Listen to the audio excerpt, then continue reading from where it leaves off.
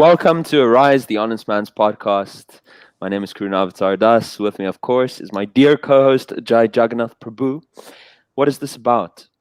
Real men arising to end the silence around us about the chains that bind us, to dispel the darkness of illusion with luminous spiritual technologies, to finally become the hero within us all. And today it's all about getting the imagination out of the gutter. So we'll definitely be exploring the particular part of what those luminous spiritual technologies are that may help us to do so. It is lots of monsters to unveil. But don't worry, guys. Dear Hari Vilas and Damodara Prasad, our esteemed guests, we won't put you on the spot too much to unveil your monsters. But it's wonderful. There is not going to be any monster revealing in this. You have to be a Patreon member to get access to that content. So we just want to welcome Damodara Prasad for the first time. It's really lovely to have you with us, Prabhu. He is a personal coach, a writer, as well as a caregiver to the elderly with dementia. And he has so much wonderful realization to share. Jai was just saying that Damodara is always with us, giving such wonderful comments. And so we figured we wanted his insight. And then everyone knows our dear Hari Vilas, who has made such monumental contributions consistently on Arise. I think Hari Vilas has been our most frequent guest. Right? Yes, by far. Definitely. He's a fan favorite, so we like to. Can I get a diploma? We'll work on it. Yeah.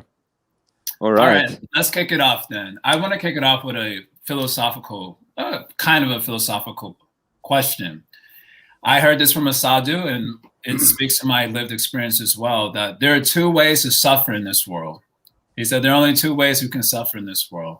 One way is by the non-fulfillment of desire, and the other is by the fulfillment of desire. These are the two ways that one suffers in this world. And yeah, I want to hear some expansion on this idea. I got my own thoughts also, but it relates very acutely to the subject matter at hand related to imagination.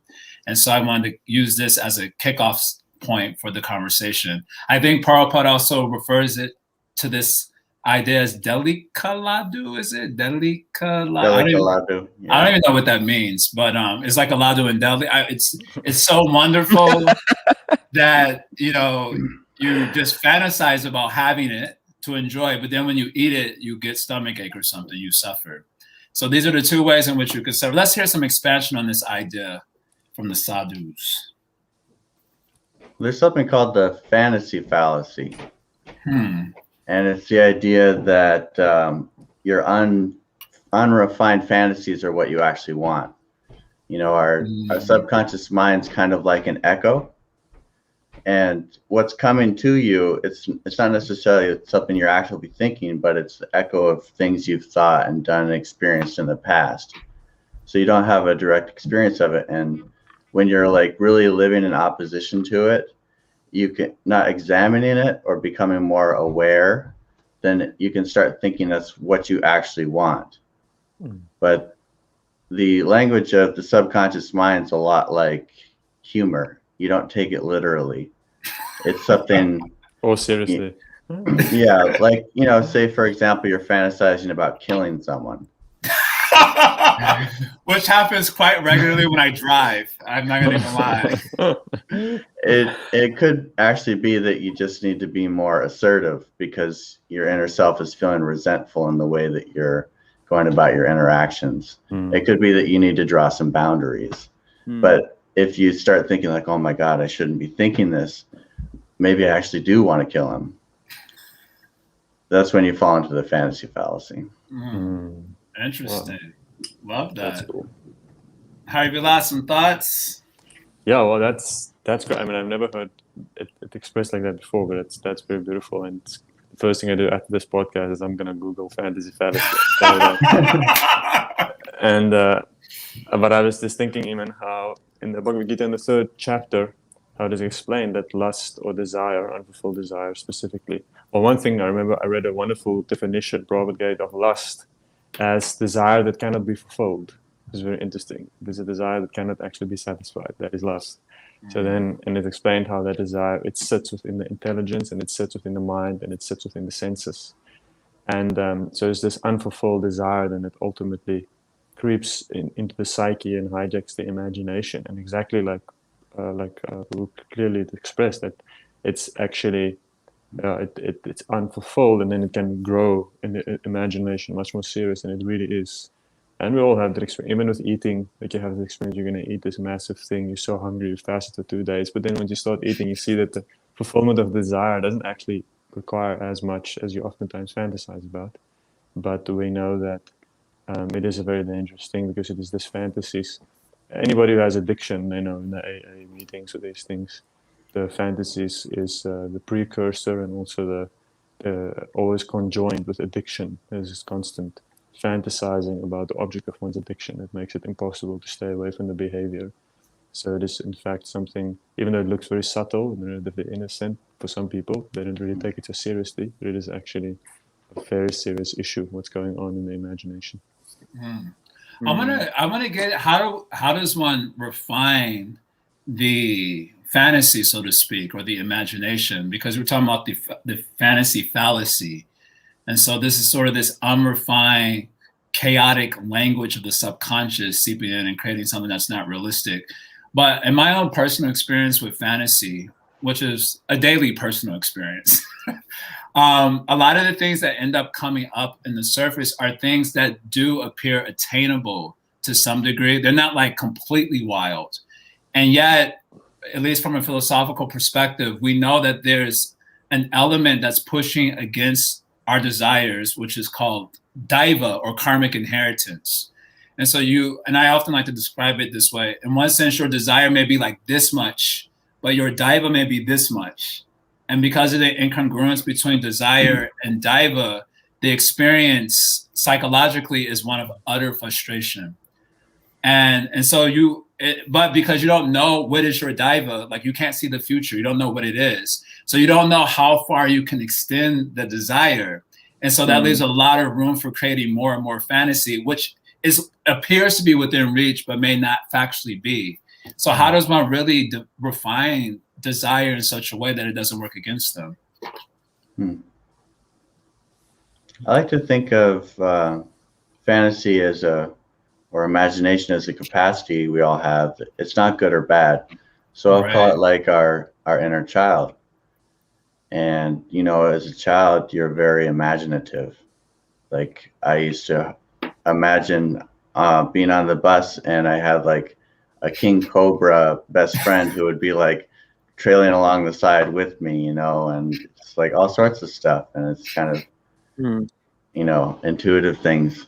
But what I've experienced over life is that, you know, our heart and mind, sometimes they feel safe with us and sometimes they don't, depending on whether we're taking responsibility for our own well-being.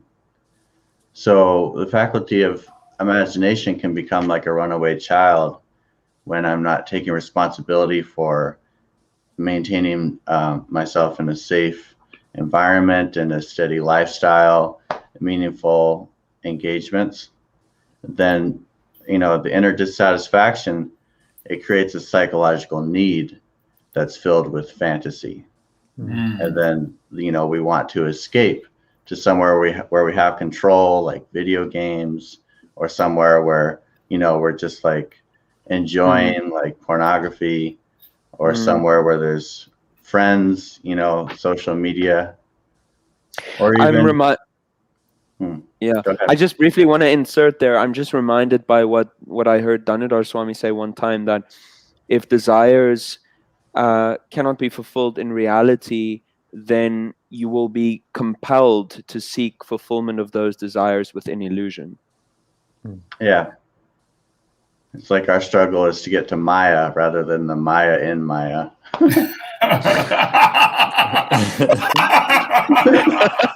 Oh my God. Right. Yeah. Right. Hari Vilasa, you must have experienced this also, if not personally, when giving guidance to others, because you're a popular person to go to in New York when dealing with this sort of tension between desire and karmic inheritance and navigating that. Yeah, well, if we look at least at the Gita or like the Vedic perspective, that the question is, what is your focus supposed to be on? We see oftentimes many verses in Bhagavatam also the idea is there that your daiva will unfold to a certain extent by the natural course of events, provided that you are performing your duty. So we see that the real question is, like we see everything that is created has a purpose. So even the imagination, we know that it's not just something random. It has a purpose behind it. And the question is, what are you supposed to do with it? So we see that a big part of getting entangled in the material energy is because you don't use it properly. So the Vaishnava has no fear of anything because he understands that I can use anything properly. You can get married, you can have a job, whatever it is, provided you understand the proper use of all these things, and then you will be protected from entanglement. So the imagination is the same thing. I think if we look at in the modern world, there's somehow we all grew up in a secular society, and I read a very interesting book by Gary Lackman, he used to be the guitarist or the bass player for Blondie. But since then, he has become quite an interesting writer in the occult world. He wrote quite many books about Western occult and Western occultic history. And he wrote this interesting book called The Lost Knowledge of the Imagination. And in it, he traces this very fascinating change in Western society, basically where we see in the external world has become this separation between church and state, so between religion and political life. But what has also happened with the secularization of society is the idea that there's the public life and the private life, and these two things are very separate. And sort of what you do with your imagination is somehow not seen to be connected with what happens in the external reality. That's why we allow people to watch porn. They can do this, they can do that, because the idea is, what does it matter? It's just happening in the imagination. What is it? It's not like it's real, quote unquote. Whereas in the ancient societies, in the Vedic society, then you see that everything seems to be very connected. The imagination is considered to be the first step in creation. Therefore, creativity and imagination is so much intertwined. And if we would read the Bhagavatam version, there's, for example, this concept of sarga and visarga. So there's the primary creation and the secondary creation. So in one sense, we are also, our life is a reflection of that. There's your actual physical life, which is the visarga, but then the primary creation, the first creation, is actually what happens within the imagination. So I believe that the question we should ask is, what is the proper use of the imagination? How should a Vaishnava use the imagination? Because you cannot run away from it. But if you use it properly, that is the only way to be protected from its improper usage. And that at least duty is a very important question there. Like the imagination should be directed according to duty, and we can maybe think a little bit about what that means. Well, what is the Vaishnava's duty in terms of how we should use this imaginative faculty for the best use? Okay, before we explore that question, which is an absolutely important question, we do have contenders with the proper use of imagination. And those contenders are called the samskaras or vasanas, the various imprints that we've accumulated throughout our life up until now of life experiences. And some of these samskaras, and I'm picking this up from Yoga Sutra, they develop they're like samskaric clusters, So once you see one thing or experience one thing, that's one imprint.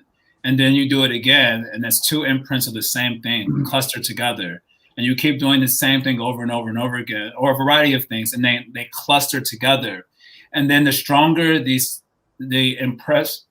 stronger the cluster of impressions, the more they exert a very compelling influence on us practically, that we know by direct experience. So before we can even get into, before we get into the question of proper use or dutiful use of imagination, what is it actually meant for? There are contenders for that. And they're not just going to sit down and relax. I mean, I really wish that was the case. We're all right, he's figured it out. There's a right duty. There's a right way to use this. All right, guys, let's go home now. He's figured it out. It's more like, oh, you want to get it out of our grip. They're like, no, you're not going anywhere. And you become overwhelmed by these samskaric clusters. And although you want to move in one direction, you're compelled, even against your will, like Arjuna is speaking in the Gita, to move in a direction that leads to your total disintegration. So what about this, dealing with the contenders? Before we get into the proper use, how do we face those contenders in a way that we could come out victorious? Because I don't know about y'all, but I can definitely speak on a personal experience as well, but also vicariously for those who come to me. We losing a lot of battles to those contenders. So how do we deal with that? Karuna Avatar, looks like you want to insert something on this. Yeah, I just wanted to insert here that what one question that came up for me is kind of like a chicken egg question between desire and imagination. And now that you're bringing the samskars into the picture, I'm almost seeing, we could almost say that, you know, desire is something which is more fluid, but then maybe can we put some scars as kind of like crystallized desire? So then I guess I'm asking, like, can we equate some scars with desire in that way? And then just kind of like, does that precede imagination, or does imagination precede our desires and some scars as part of it? Wonderful. There's a verse in Srimad Bhagavatam, Sattaika Nishte Manasi Bhagavat Parshvavartani Tamas Chandra Vashivedam Uparaja Vapasati, which means that all these subtle things we're speaking about, like samskaras and desires and fantasies or intuition or intention, they're all very subtle, and sometimes we're not able to see them, just like the dark planet Rahu is not seen in the dark night sky. But then when there's a full moon, it illuminates the presence of that dark planet. And similarly, when our mind is illuminated by sattva, by awareness, then we're able to perceive all of these things. And I think it's important that we become grounded in our hearts. Krishna says, Mano Hriti Narutyacha, grounding the mind and the heart, because we can go off in so many speculative directions. But looking in our heart, it's a container which is very powerful. Everything we do flows from it. So in terms of how do we purify these things, a big part of it is the experience of Krishna consciousness, because as soon as you take to it, then immediately so many unwanted things go away. Like for a lot of us, we give up habits like meat eating and we just never go back and never think of it again. But at a certain point, you start hitting a wall where it's like, okay, this isn't going away. You know, we won't mention which wall that is, but yeah, got it. There's a wall. Got it. So just like you call them samskaras, you know, and scientific language, you can say it's neurological pathways. What fires together, wires together. So we've grown up in a society where we use instant gratification as a way to cope with the stress of life. We escape our actual challenges by something that feels good but doesn't get us anywhere. And, you know, you do that for, 20, 30 years, and you've made a permanent pathway in your brain, in your mind. So how do you deal with that? I think it's all part of the process of finding meaning and responsibility and clarity in your life. All these things can be an invitation to a greater story than if you were just born with like a perfect setup.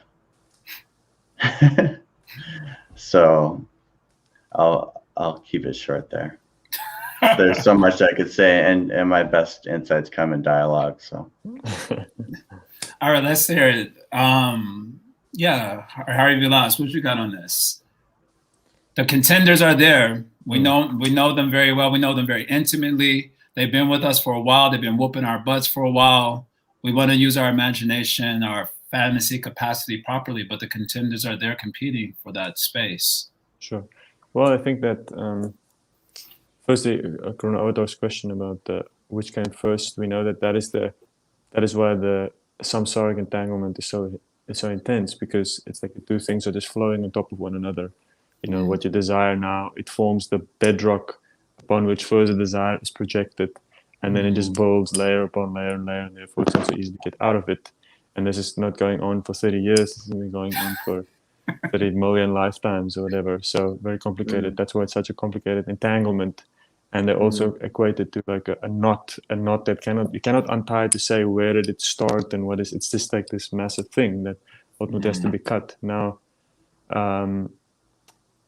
how to deal with it? Well, we see that many times that is the practice of yoga. The practice of yoga is to, in one sense, push against, in the opposite direction of the samskaras that push us towards entanglement. That is the practice. Just like if you are weak, you practice again and again, and then you become stronger. So at least the culture is that if you can start pushing in the right direction, then that's how one becomes stronger, and that's how one pushes away from these other samskaras. And Krishna says that one should practice yoga without being depressed. Anirvina Chaitasa. You should learn. You should learn to be able to push without becoming depressed or overwhelmed, whatever it is. And I think, at least for myself, what I found very useful is in my life, I try to aim for individual victories. You know, I try to make that sort of my, like, I'm not trying to overnight, but if I can have an individual victory, like if I can once do it properly, you know, like if you're walking in the street and you're thinking about some kind of stuff, at that moment, for every time you can catch yourself and come back to something proper, to come back, bringing the imagination or the mind back to its proper course, that's a victory. And that thing, just like that thing will also have eternal results. You know, that's a real significant thing. So even I think having this eye on individual victories is important to stay enthusiastic. And small victories. Yeah, and they all add up. They all add up in the end. Yeah. You know. Can you guys give some examples of like how you've perhaps applied? Just elaborate a little bit on how you've applied this in your own life, and the kind of like small victories that can be more easily sought, perhaps, in general, in this endeavor. Yeah. I mean, like, I fantasize all the time about my future, and I'm like slowly achieving all of those fantasies. So, you know, it's so powerful what you cherish within your heart. I mean, what closer to the soul than what you cherish in your heart? And that's something that you can consciously cultivate. You know, if it's just like dreaming without any action, that's mode of ignorance, right? But when you're taking responsibility for it, when it's something that you really want and you're pursuing that, it's so fulfilling. And I have so many great stories of people I've got to serve and work with in coaching. Okay, let's hear one. We can hear at least one.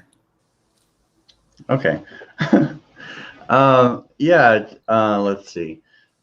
Someone really struggling with addictive behaviors and even things like stealing or lying to cover it up, and just feeling like, man, there's so much wrong with me, and I have to kind of like eliminate my personality by spiritual practice, and then I'll be able to be in a good place.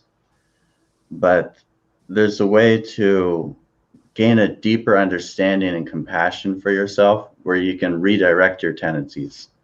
So like seeing like, oh, well, you know, my stealing and lying is like, I actually really love planning. And I had these traumatic experiences where I wasn't allowed to cultivate my nature, my personality, but then finding the positive for that and proactively taking better care of yourself to where you're satisfied with your life and you don't feel like escaping. And then he's like, you know, connecting with all this clarity about his, you know, his direction for his career and his service in the community. And it's just the most exciting thing to see that we all have an inherent lovableness if we can just put ourselves in proper order. I can tell you're a coach because you're getting giddy just describing this individual that you're thinking about. You're just like really getting excited and smiling. I literally danced with him last time I saw him. He just like succeeding so much. I'm like, okay, nothing more to say. Just Haribo. Sweet. That's wonderful. Yeah, just in essence, like this sense of purpose being so strong.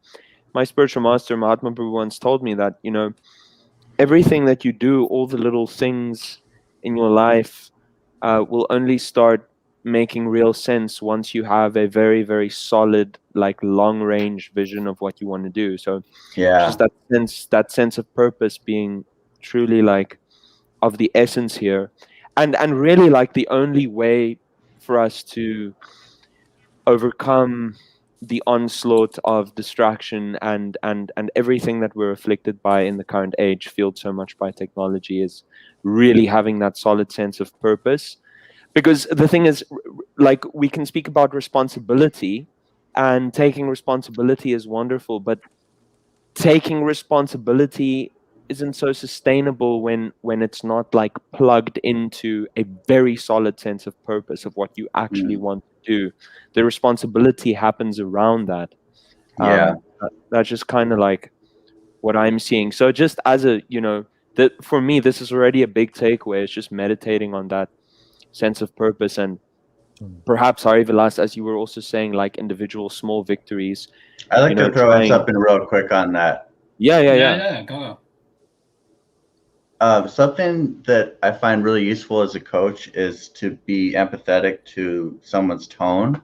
And I can tell when they're really speaking genuinely from the heart compared to when it's just, coming off the top of the head. And so sometimes someone will be talking about, things that they should do or their plans for the future. And it just sounds like static to me. But then they'll say one thing which is really genuine, and I can feel that. And just by working with your genuine motivations, there's so much power to actually get things moving. Yeah. Nice. Hari Vilas, you've gotten an example of individual victories. That's what got us into this little part of the discussion. Yeah, well, I think it's interesting, the sense of purpose. Yeah, I also find that fascinating. Taking aim. That's the thing. So Aim. It is actually, you see, the in the mind or the senses. If you think, for example, about the bhakti process in comparison with many people are trying to control the mind. So jnanis or yogis, they're also trying to control the mind. Absolutely. By, one say, willpower in one sense. Whereas in the path of devotion or the path of bhakti, when it's not so much about willpower, but it's about loyalty. If one can create a deep sense of loyalty towards a spiritual master and towards spiritual master cause, then the mind automatically becomes regulated. We see in the beginning, I think it's in the beginning of the second canto of the Bhagavatam, it's explained how Maharaj Parikshit is explained to be completely chaste. And in the Prabhupada says that he has a chaste mind. His mind is chaste. Even his mind is like, I won't deviate. Just like the example of a chaste wife who will not cheat on her husband. So the chaste mind is a mind. Vedic example. Throwing it out there. Or whatever it is. So the chaste chastity, this idea of chastity. So a chaste mind, a loyal mind. So you only get loyalty by investing in commitment. So I think individual victories, at least for us, you have to have a cause, and the cause for us is clear. Is okay, the general cause is I want to serve God, serve Krishna, but then that has to become very specific. And in terms of individual victories, I think there's two levels of individual victories that one is aiming for when it comes to sort of taming the consciousness. The first is the reality that in the beginning your mind is wild. So we see that physical engagement is a really important thing initially. And I think for many people, especially now, it's a good place to start. We're more and more becoming ungrounded, disconnected. If you only live on the mental world, it becomes very difficult to regulate the mental world. And we see that most people who have good habits of technological use or mental use, they're people who have a lot of physical balance, like exercise, whatever it is. But more than that, you're not going to conquer it just by going to the gym. You have to serve. You have to find something that you will be committed to, and then you have to invest in that. So that is also, we see that even the whole Krishna conscious movement is set up in that way that it can prove, even if you are totally unable to regulate your internal world, then you are still able to invest your physical energy into that cause by coming and doing service. So I think for many of us, we have to start there. I think about my beginning days and like my beginning ashram days. Yo, man, those pots, the cooking, setting up for programs, that stuff saved me. That stuff saved me. Me and Corona Avatar, Static. you know how many pots we washed? Yo, Yeah. dude, we Yeah. washed a lot of pots. We set up Absolutely. for a lot of. We cooked so much ladus. You cannot imagine how much physical work. So, and even now here at the temple, like I'm living in a temple, living in New York City, and then oftentimes it's like when I just can't focus my I just can't like sort of have my mental energy. Then there's always so much physical things I can do, but the thing is that, but that you have to understand that physical act, you're investing in your loyalty towards a cause. You're sacrificing your physical energy, but the result of that is you become more loyal and sold out to the cause because you're investing and it becomes meaningful to you. And then one will graduate to a point where your mind also becomes chaste because you've invested so much in a situation. And then we see that at a certain point, I think in Krishna consciousness, I'm not speaking like Sadraganuga Bhakti or something highly elevated. I'm just saying that you can also then start to invest in the realm of the mind can be engaged in service. So we see that there's the classic story of the Brahmana who cooked the sweet rice with his mind, and then in his mind he put his finger in, and then he actually burned his finger. So that reality is that you can do things in your mind. We see the example of I think it was Nrsimha Brahmachari. Nrsimha Brahmachari who made the road for Lord Chaitanya to walk on. So he was creating this golden road for Lord Chaitanya to walk on. So very fascinating. So there's things that you can do, like a very classic example of what you can do with your imagination is every day you can sit and you can remember certain Vaishnavas. That's what I do that. Like there's certain Vaishnavas that are very pivotal to me in my life. And I sit and I think about them. Like I said, as a regulated practice, you can sit and you can bring these Vaishnavas up in your consciousness. You can offer your obeisances to them and you can pray for them. Same thing with if you had the fortune to travel to the Dham, to the holy Dham, then you can sit and you can go to the Dham in your mind. You can sit. So remembering the Dham is a form of service. It's one of the 9 processes of devotional service. So smaranam. So remembrance, meaning like to consciously bring up something connected to Krishna within the memory, within the imagination, is a form of service. It is like a bona fide way of performing service. So that is all individual victories. So one would regulate that. Right? And the same thing even if you do engage in a regulated practice, like in the temple, for example, if you're going to go to the temple regularly to go to, say, the morning program, even there you have to have a practice of what are you thinking about when they're singing those prayers to the spiritual master. And at a certain point, you have to understand that the real benefit comes from actively engaging your mind in the process and not just being there, pitching up, which is already for me difficult enough just to be there. But imagine being able to also engage the mind in the process. So these are all, it's actually very, very simple, and I also believe that the nice thing is that, if you would, I find specifically this practice of meditating on Vaishnavas who have made a big impact on me, I find it very powerful because it's very personal. It's like, I know these people. And I remember once I listened to a lecture by Hari Sori Prabhu's wife, I can't remember her name now, who wrote this book on Narottam Das Thakur. Sitala Mataji. Yes, Sitala Mataji. So she was saying, there's this famous bhajan, Jaya Nilo Prema, written about the Vaishnavas and thought. But then she said, hey, but you have to remember, these people, they were his friends, And I was thinking, my God, imagine that sadhana, singing like a bhajan about your friends. And for us, we can actually do that. We have people, they are our friends, but they are spiritual personalities. And by thinking about them and actually making that a part of our practice, this is an example of something that's very natural to do. And that is can be very powerful because, and it is, again, just it's a way of an individual victory in the mind. Even if the whole day you have been thinking about sex and money, if at least at the end of the day, you can consciously bring into your consciousness the one day just remembering your spiritual master or your shiksha gurus who are merciful to you. That is an individual victory, and if you do that every single day, it will surely have an effect.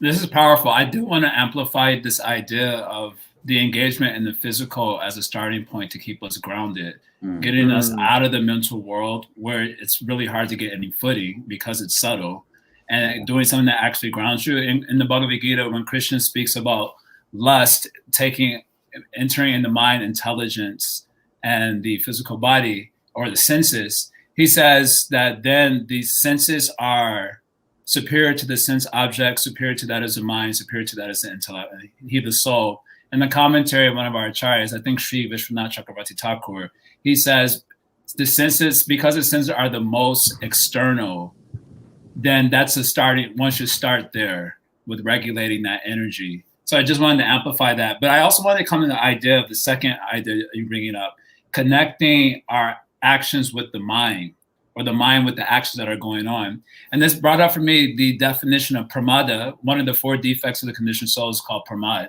which means inattention, actually. Like api pramadaha, one of the offenses to be inattentive. And basically inattention means that the senses are engaged with an object, but the mind is going elsewhere. And that's when the pramada is generated. And so in our fight for winning the tug of war against some of these contenders, I was mentioning samskaras earlier. Pramada is like one of the main, like forget the other samskaras. Pramada could just show up and like, get out of the way. I got this by myself. Yeah. And just pull those over really quickly. And with the age of technology, gaining the ability to engage the mind in relationship to the object has become increasingly hard. I mean, this is maybe a little redundant, but I just wanted to bring that up and maybe hear something about that, because I've been in Balaton classes where literally I have no idea what the class was about, because the mind went elsewhere. And same with japa is a very common place where that happens in meditation, mind going elsewhere. And so this is a major contender, one that leads to offenses. Also, I think Srila Bhaktivinoda Thakur says the root of all offenses is this pramada. So how do we, I guess it may be a little redundant, but I want to bring it up. How do we deal with this major contender? He's like the MVP on a one-player team, and he's winning like everything. Well, you can organize your whole life around that question. How do I stop thinking about red monkeys, and what you end up thinking about is red monkeys. The thing is that we tend to think of these things as a problem, but they're really a solution. They're a poor solution, just distraction, and then, you kind of feel better. You can this is like just the baseline for everyone, just like spacing out. And, for a while you can forget about your problems and the things you're not sure about in life, and even your hypocrisy or shame or hurt. There's so many things that you can cover up just, with a little distraction. But this is it's actually a poor solution. And we're called to a greater integration of ourselves, a greater completeness in our lives. It's not just about giving up one thing we shouldn't do, but it's about finding a greater happiness in our lives to where we don't want to escape from it. And from that point, you can actually start saying no and having those little successes Hari Vilasa is talking about. Oh, very nice. Hari Vilas, Api Pramodaha. How's that going? Well, actually, I'm actually chanting Hare Krishna while I'm on this. So I don't know if I'm qualified to answer this question. Okay, let's think. I think that we see again. I think if there's inattentiveness, it means. I remember once. You see, we know this. The ultimate goal is wants to be absorbed. This absorption in Krishna consciousness is the key, and that absorption is you have to fight for it. That's the one thing people don't understand. It's not going to just come. It doesn't come automatically. It only becomes automatically after ruchi, in one sense, the stage of ruchi. Then absorption, Krishna consciousness it looks apparently automatic. But until that point, everyone has to fight for it. Realistically, I have to be honest. I'm just going to go back to the same. I think for many people, physical engagement is actually, if you're not able to be absorbed mentally, then that's like the prescription. Like you go to the doctor, hey man, I just can't be absorbed, and then the Vaishnava doctor says, well, it means you have to work hard, boom, boom, boom, and he gives you the prescription. And then if you're not going to follow the prescription, what can we say? So I think practical. That's the practical thing. At least in our movement, Prabhupada is very clear about it. That's why he set up the whole movement in such a way to provide a variety of engagements. So I think that we have to see that it's interesting in Krishna consciousness was, coming to the movement, the bhakti movement, it's very physical, it's like very physically active. It's active. In the beginning, it's almost tiresome. You look at it, you're like, whoa, this is almost tiresome. Yeah, very tiresome. Almost too tiresome. So tiresome that you don't want to sign up. You're like, geez, this is a lot of action. But it's fascinating that the whole movement is arranged to facilitate absorption.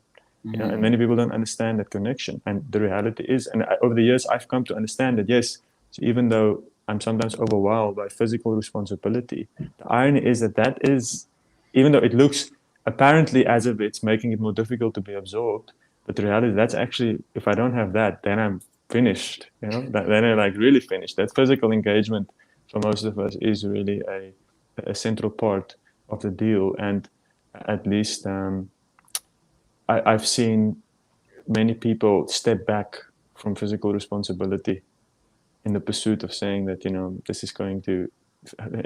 Because I want to get deep. I need to get deep. I want to get deep. Okay, you're gonna get deep, but in what? That's the thing. You get deep into the other things. So, I also found this as an interesting question. We see Lord Chaitanya's movement is interesting because in one sense we're all trying to attain something that is not really attainable. Most people in the modern world, we're looking for absorption in an age which is completely overwhelmed by distraction. This is like if you go to a rehabilitation center, it's like there people, if they say, oh, I want to become the CEO of a company, and you're like, what do you mean? You're like in rehab.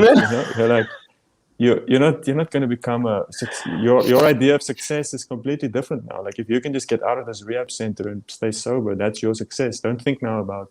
So for us, it's almost like that. We have the idea that you want to be absorbed, not be distracted. It's very difficult. And we see that in Lord Chaitanya's process, the principle of Lord Chaitanya's movement is interesting because it gives, number one, it gives opportunity for a wide variety of engagement.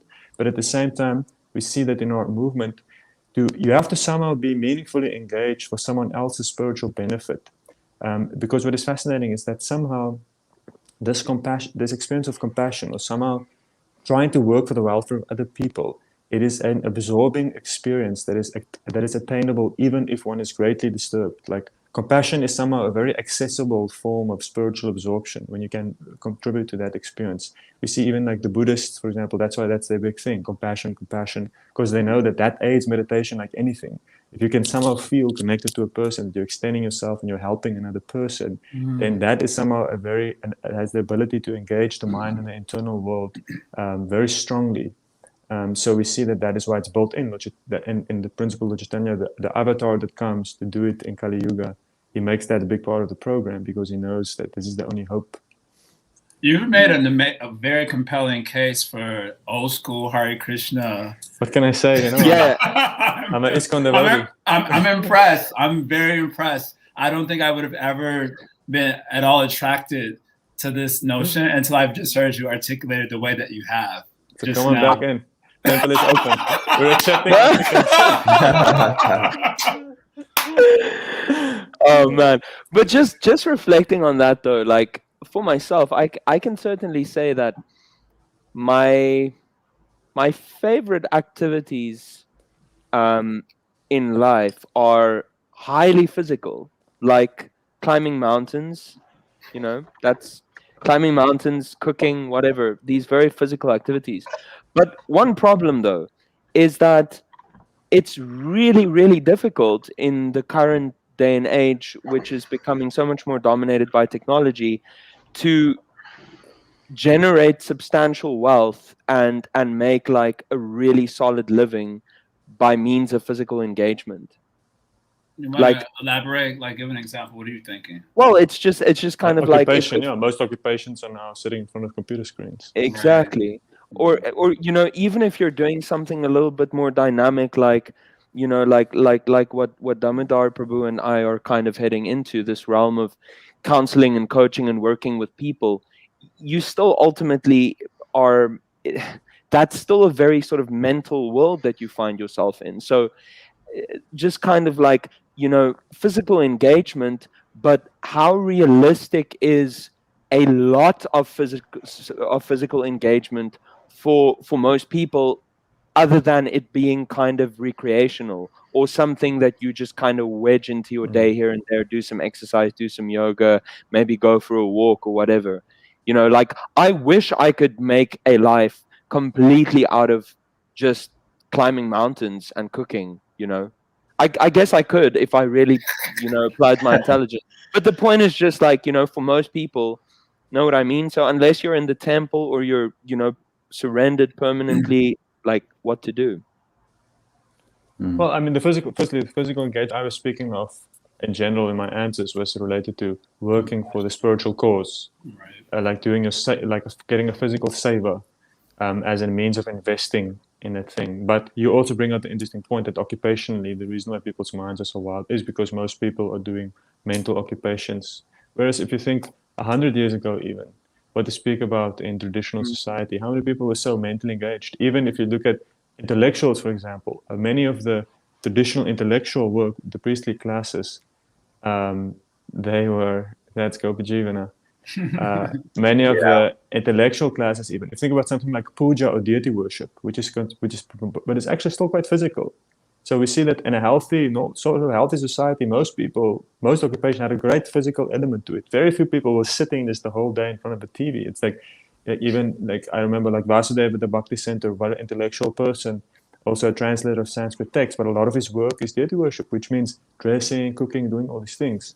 So going back to that, I do agree. Gopajivana's thing is to understand society now is unbalanced, and we all pay the price for it with unbalanced occupations. But practically, this is maybe a part of a different podcast. But I do think many devotees should rather consider getting into trades as occupation. I think that even though there's like this layer of middle class, upper class society, they're all sitting in front of computer screens doing a lot of technological work because it's difficult and intellectually complicated.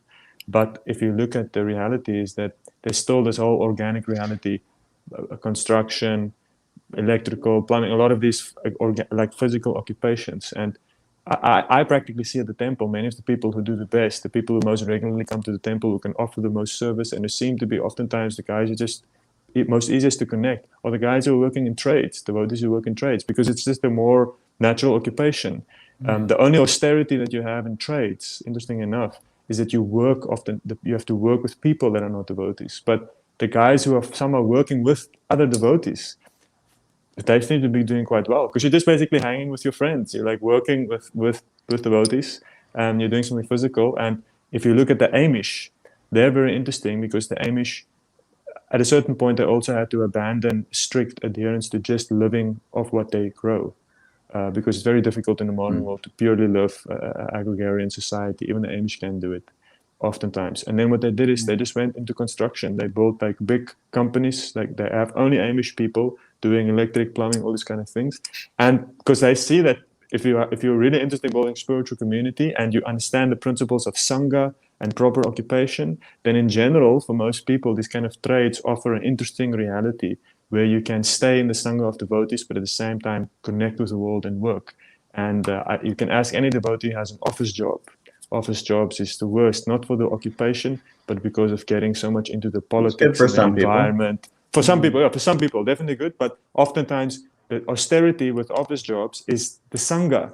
You know, you have to connect with that. It's not the work, but it's like the social and the sort of cultural energy that you have to engage in, because you have oftentimes much more pressure. So this is an interesting idea, you know. And again, these things are very specific, because some people, you're not really in sattva unless you can deal with people who are not in sattva and stay in it.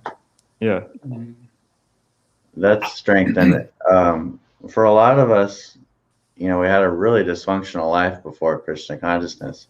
And then we, get this pristine spiritual connection and structure in the temple. And we want to stay there, but we find, I have more I have to do in my life. And there's this struggle. And how do I create that structure when I'm living on my own? How do I keep myself fresh and engaged, having the right balance of activities and everything?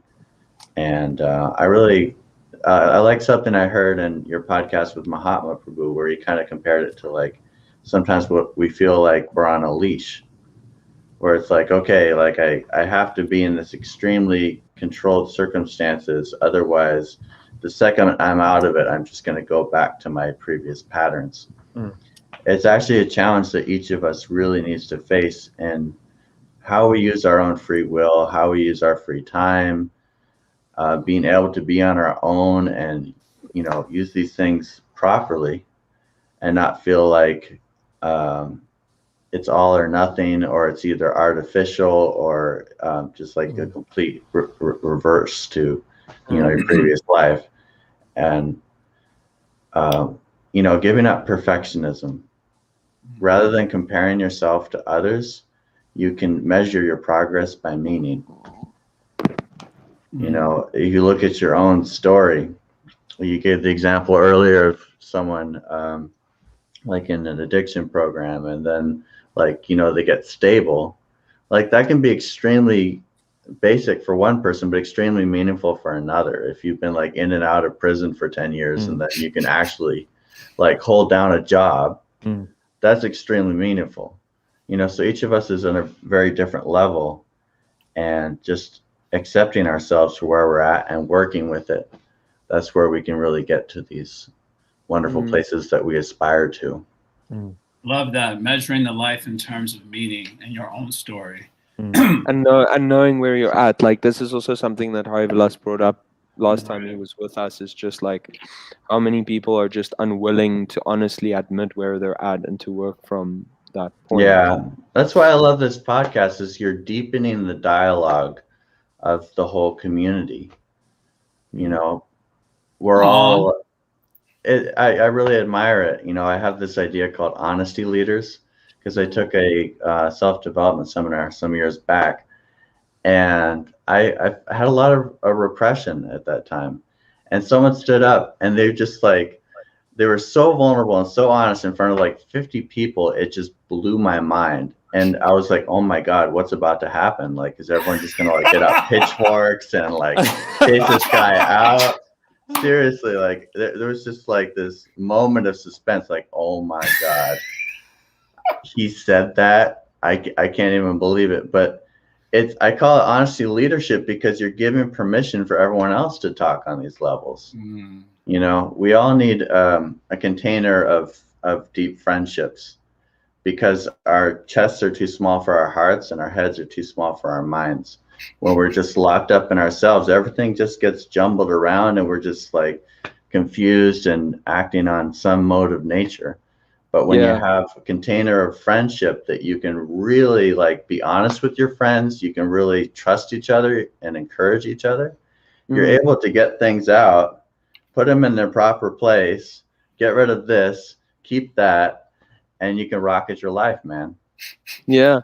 Well, firstly, I'm just thinking about what Jai said last time, or whenever, that it actually takes an entire village to organize a mind, right? That's what you said, Jai. To raise a child, yeah.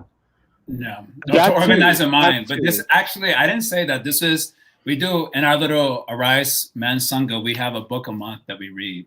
And someone, based on different suggestions, is a democratic process. I'm not totally into it, but by democratic process, we ended up reading one Jordan Peterson book, 12 Rules for Life. And in that particular book, he makes this statement that it takes a whole village to organize a mind. Just speaking to the very point that you just made. Clean your room. Clean your room, because there's too much chaos going on in the internal world. And we don't, by our own powers, we don't have the ability to organize that. so it gets organized in conversation and Absolutely. Conversation. Yeah. Just on that note, like I just want to give a shout out to this guy, Gopi Jivana, who's actually in the other room, just on the other side of that wall. And I had this experience earlier today where I became completely overwhelmed by my current reality, and like my inner world was just disaster. And just being able to go to him and kind of like let it out and deal with it in that way, it was absolutely priceless. Like there was no way that I could have possibly kind of like overcome and entered into a state of relative serenity again if it wasn't for that level of support. So it's like it's absolutely indispensable. Can someone just tell me what the here it is. What is the Unabomber manifesto? So the Unabomber was a guy, basically the Unabomber's manifesto. There was a guy in America who was blowing up people, not just random people, but specifically technologists. And so he was kind of he was like anti-technology. And he wrote, I think he was doing this for like, 10 or 20 years. He was a genius, like in terms of the secular world's understanding of IQ. He was genius level. I think he was a math teacher. He kind of left that world, went into the forest, and he started sending explosive devices to different technological companies. And no one could find them for something like, 10 or 20 years. Finally, he himself wrote, I think the government or FBI, they were looking for him. My work is they were looking for him, and they said that he told them that he will turn himself in if they printed his manifesto in a newspaper. So he wrote this manifesto, and they had to print it in a newspaper, and then he turned himself in. And basically, the paper is about, how technology is transforming our world for the worse. I actually read it because 2 years ago, a friend recommended it, and I was like, what type of friends did I have? In any case, he was a genius, and I can imagine for a person that's smart in the secular sense, it's closely connected to insanity. Just like exalted stages and awareness are also closely linked to insanity from the conventional point of view. So he saw something need to happen, it wasn't happening. He took drastic measures. We don't condone that, but his manifesto is mad good. We should definitely talk about that at some point. But I want to go back to just amplifying this coming back to this physical idea, and as it connects to imagination. And this may be the last of my sort of queries for what inspired me to come up with this particular episode. It's my experience that although physical work can ground you, not only my experience, but I get this all the time. Physical work can ground you in a way that's very meaningful in dealing with the chaos in the mind. I've also seen the experience where you do a lot of physical work, and then after you finish it, you have to decompress, which is a very popular word that I hear from a lot of my young friends today. I needed to decompress. And, we're going to just leave it PG-13. What decompress means is a whole spectrum of what that can mean. That's big, man. Yeah. And so that's largely linked to imagination too. I've done all this physical, I'm kind of grounded. I'm doing something that's meaningful even. I feel that in my heart also. But now I'm kind of physically exhausted and I need to decompress. And inevitably, especially, I don't know if this is especially true for men, I imagine it is because of chemical and hormonal things, that decompression ultimately leads down some sexual track.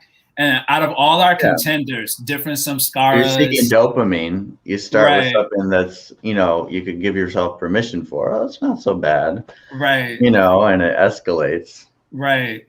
Quickly. Yeah. That's just escapism. No pun intended. It is escapism. So, but it's attractive escapism. I guess all pakritim mohinem shritaha. It's very mohinem. It's very attractive.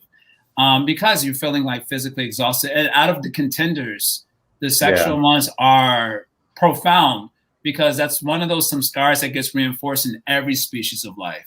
Like you may have a problem with drinking, but that's not reinforced in other species. You have a problem with that's not what sexual samskaras are reinforced in every species.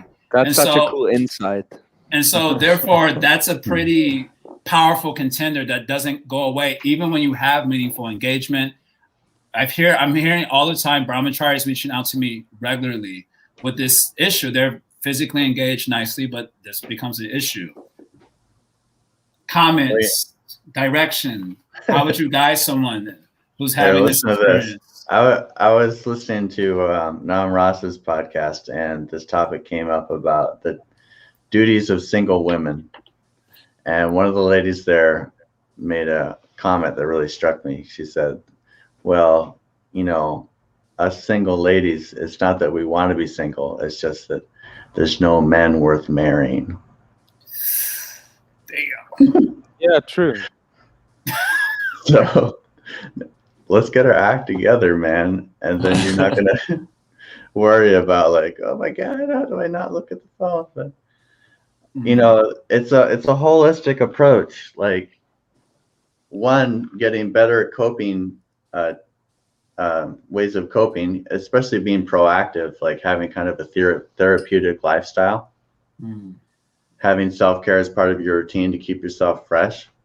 But then also, like, responsibility, it's a hard sale, but it's the power to create life that you like. And that's something that's unique to human beings. Like, okay, the sex desire is in all species, but only a human being can be like sitting in the desert and say, hey, let's get all these rocks and just build a pyramid.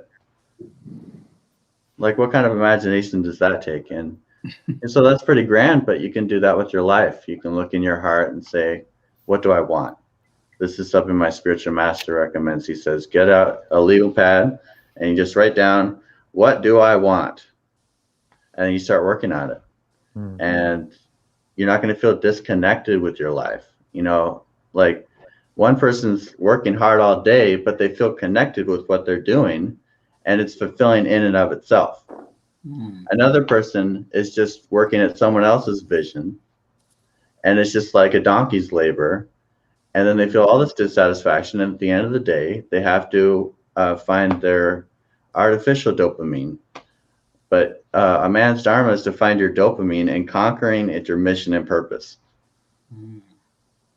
in real life. Nice. As opposed to the virtual life of my avatar? Okay, got it. Yeah. All right, Vilasa, you got something on this? I'm sure some young guys have occasionally come to you with this sort of dilemma. Well, saying that makes me feel like I'm not a young guy anymore.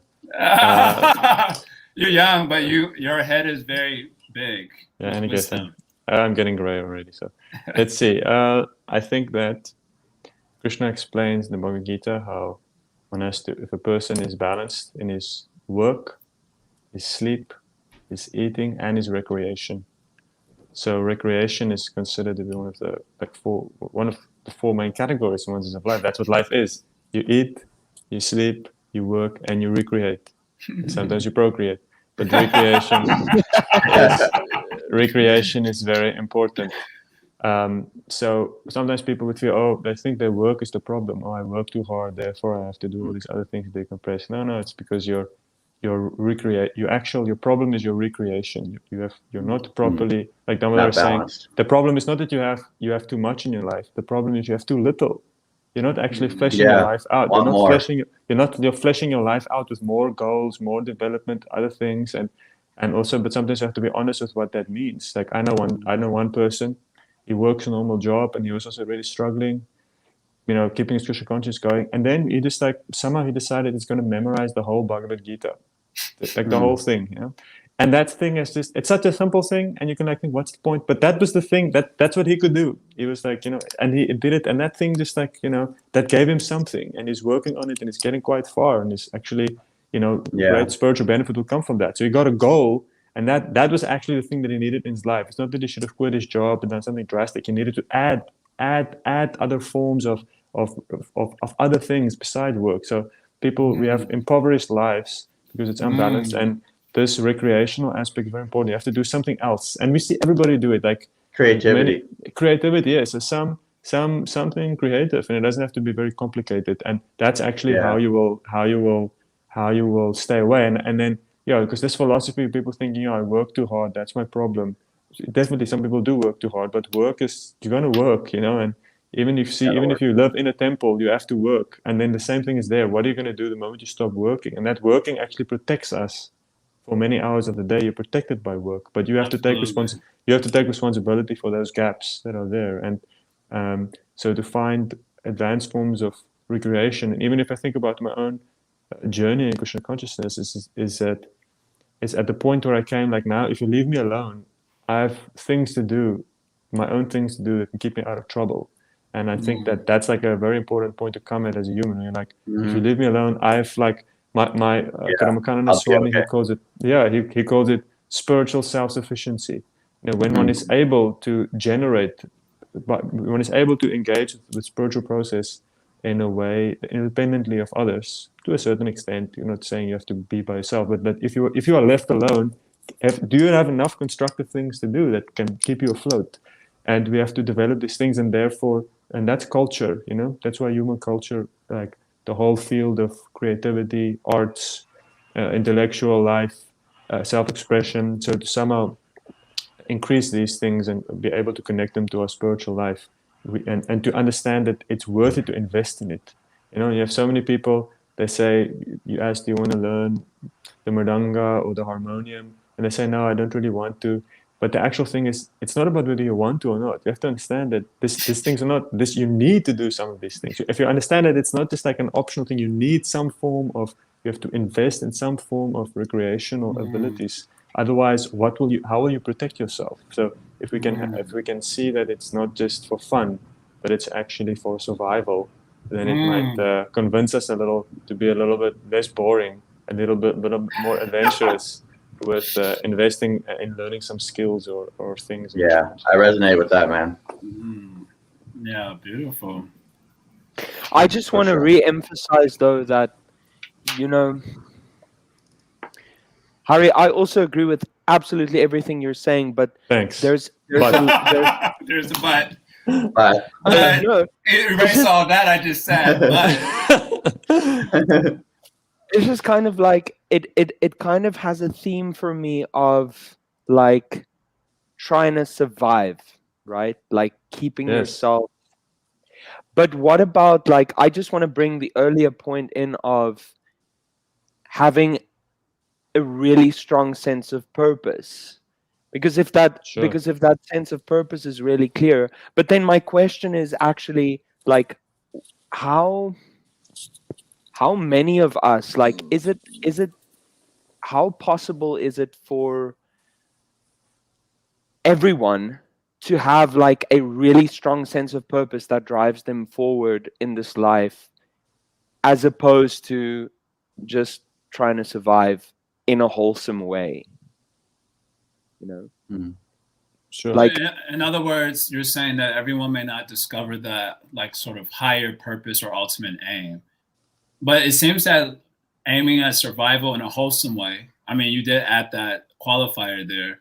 That's a pretty good aim to start with, at least, especially if you're coming from the space of barely surviving and in unwholesome ways. Like if that's your starting point, then it seems like a healthy addition to move towards survival in a wholesome way. Sure. Well, listen, you have two choices in life. There's two missions that you're going to take, realistically. At least for in Krishna consciousness. The one is you'll either become a missionary. You become a missionary.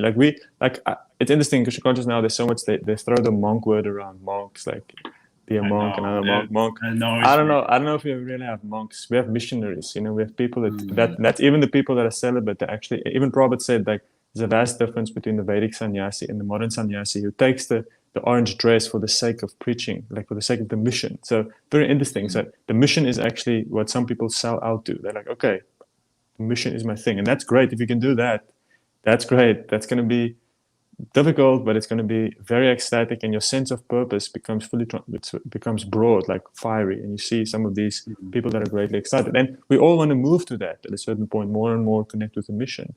And the other thing, which also in one sense connected to the mission directly, but sort of, we would say, the other route is that you have children, and children becomes your mission. For most people, that's the mission. Like, you have kids, it's like that thing is, there's an all-encompassing responsibility, and it's like, it means Nice. you're looking at 20 years of sacrifice of your life to prioritize for their spiritual welfare, which is also part of the mission. So you either directly, like as a preacher or a teacher, engaging with adults and trying to help them sort out their life, or you take responsibility for your children, and then you have to do what is required. So, and that's what we see. That's this. I think sometimes we have if you have an overly romantic idea of what this world can offer you, you're going to get into trouble.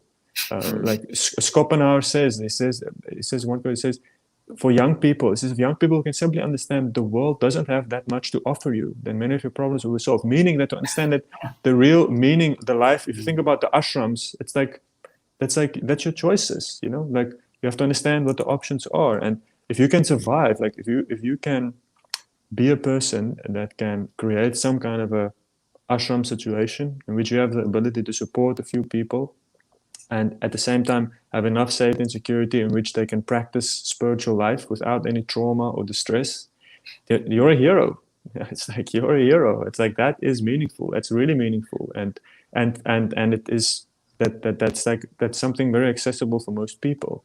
And then an occupation that supports that, that's all that it will be. It's an occupation. The modern world, I think, the modern myth is that somehow your career is supposed to be the thing that gives meaning to your life, but they're just cheating you, because they want you to do very difficult occupations.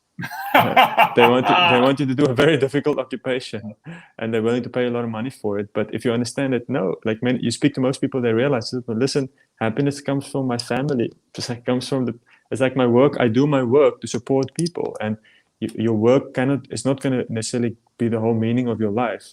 You have to, so that's the other thing to understand. Like, to these heavy career-orientated people, they actually, their life oftentimes suffer in other areas.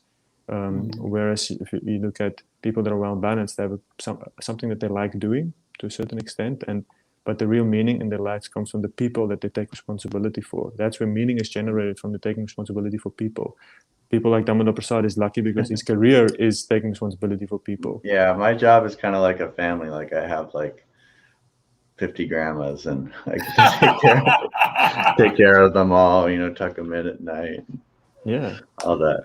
What I find so interesting about this discussion, and we can close it up here soon, maybe with any final comments. What I find so interesting about this discussion is that, we opened up with imagination and things surrounding a more subtle aspect of our existence, but the conversation somehow naturally led to something more grounded. And what I'm appreciating about this is that there is, in the postmodern world, there's a kind of huge divide between the practical and the abstract world. Whereas in this conversation, the natural flow of it has a deeper integration of the two, and the two aren't really seen as, or even if not seen, they're not performed as mutually exclusive as they are in the postmodern world. But they're actually needed to be integrated in order for the person to be whole. There is a big disconnect. Yeah. And a lot of times we're waiting for someone to tell us what our purpose is. And that can be an important phase of life, but we're called to move into adulthood. And and making our own decisions. But we have a need to discover that purpose that Krishna is speaking about. And my experience through coaching is, if you look at the things that you really enjoy and you're drawn to doing, you kind of can discover what's your nature as a person. Like you might be a very creative person, or an innovator, or you might someone who likes helping other people. And the more you can be clear about your nature, you can kind of see what are different opportunities to work in. And you're not going to be able to go to perfect dream job out of nowhere, but you start with where you're at and consider it an opportunity, and you do your best at that, and then you're going to be able to get to something better. And over the course of your lifetime, you may find yourself in a position where you're doing service that's really suited to your nature and valuable to other people. Nice. Very helpful. Thank you, Prabhu. All right, Vilas, bro, I just want to, add on to what you said, that I don't know how common it is for people to see having children as like an end in itself in terms of a purpose, but rather maybe for a lot of people it just kind of happens as a byproduct of their existence. That's even how it's phrased. Yeah. Oops. Oops. Maybe that's the problem. Well, it's an opportunity to pay it forward. Yeah, totally. As you become older, you realize just how foundational your parents are. Yeah. And you realize what was missing and what was good, and you have a chance to pay it forward. The best way to fill your needs is to give them to others. If you're really needing love and guidance, you can search all around for someone to give it to you. And there's, you're going to be very desperate that way. But when you start giving your love to other people, when you start being the person that you needed, the father that you needed, then you become full in yourself. Love that. I just want to say I absolutely experienced that in my life. Yeah. So. This one. Yeah. Well, just all glories to parenthood, and I think like take that as your takeaway, people, like see it as a purpose and something to work consciously towards. But for God's sake, just make sure that you're like that. We all need to make sure that we're well situated, like properly situated, because that's another thing. There's a lot of like devotees have really weird ideas around money, so just make sure that we're well situated. Nice. Look after them properly. Yeah. Jai Ho, gentlemen. Thank y'all so much. Lovely having you on. Hari Vilas, always a pleasure having you on. Your mind is it's incredibly fast. Shameless. And Damodar, very appreciative of your mind also. You've offered so much wonderful insight today. It was really Thank you for the opportunity to be here and for deepening the dialogue. Jai. Hari, please tell us about On the Polis in a few hours. Oh, so tonight we're actually having our last episode, believe it or not. We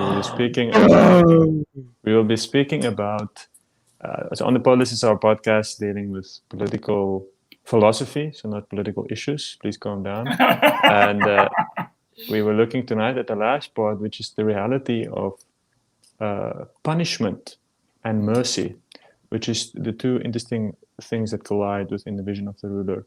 So we see that violence or punishment is a part of the political world, and then at the same time we see that the central principle of spiritual life is mercy. So how these two things come together. So that's how we're gonna the grand finale. So please join us tonight at 7. Cool. Right. All right, guys. Please stay on. We're gonna end the broadcast. Can you just say what is Damodar's website? I actually want to see that. CoachDamodar.com. CoachDamodar.com. And is it Damodar with an A at the end? Damodara or just Damodar? Damodar. Damodar. Damodar, Coach Damodar. Because I googled Damodar Coach and then I got a whole bunch of stuff. Yeah, you might not want to Google a fantasy fallacy. Oh my god. Go for Coach Damodar instead. Jai. Yeah, it's so lovely. Like I really look forward. Damodar Prabhu, you really bring this energy of like, you were saying before the podcast when you're watching, then you kind of feel, because you feel like you're just talking to your friends, and you really brought that energy today. I felt we had such a nice kind of friendly conversation. So it was really nice. If you want to get a hold of us or give us any feedback or make any suggestions, ariseheroicman@gmail.com. And also Instagram. And also Instagram, Arise Heroic Man. And watch the space. Jai and I are going to be making a pretty big announcement next week. We're going to be launching something very substantial. Under the guidance of Mahatma Prabhu. I'm going to throw it out there. Remain guided. Nice. I'm happy for you guys. Bonafide. It's bonafide. Yeah, I just want to throw that out there. Okay, Vanchakalpas, I'm going to end the broadcast. Everyone, just you you, guys can gentlemen. just stay on, and Hare Later, Krishna, family. everyone. Thank you for